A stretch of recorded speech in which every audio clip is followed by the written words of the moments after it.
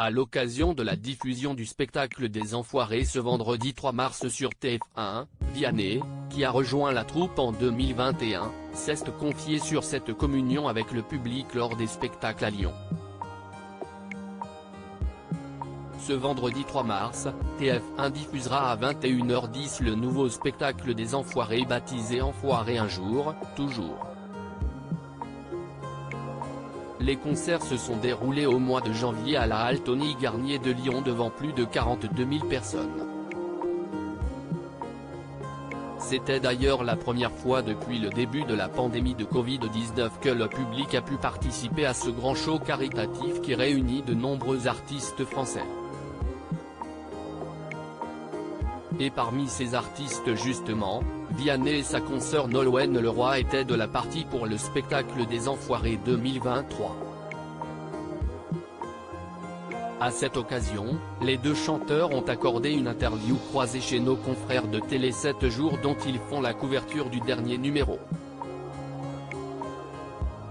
Chanter avec des gens, si est devenu encore plus agréable si Nolwenn Leroy fait partie des Enfoirés depuis 2006, l'aventure est un peu récente pour Vianney car le chanteur a rejoint la troupe en 2021. Cette communion avec le public a été riche en émotions pour l'artiste de 32 ans, ça change tout, admet Vianney. Je reconnais que l'année dernière, j'étais surtout concentré sur la cause que nous défendions, pour oublier que cela ressemblait à une émission de télé. Là, il y avait du partage, au-delà de ce que j'avais imaginé. C'est juste extraordinaire comme sentiment. J'étais déjà heureux de venir auparavant, mais là, le fait de chanter devant les gens, c'est devenu encore plus agréable.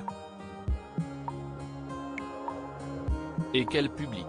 Et en parlant du public justement, le chanteur met l'accent sur les bénéfices rapportés au Restos du Cœur.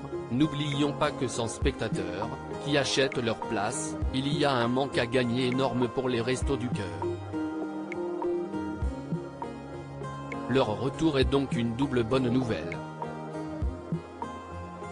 C'était fusionnel et ça m'a vraiment ému dans cette interview.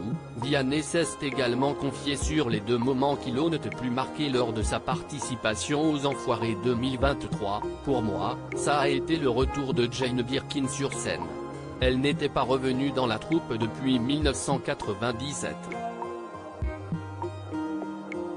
Et, dans un autre registre, le moment où l'on a chanté Freed from Desire de Gala.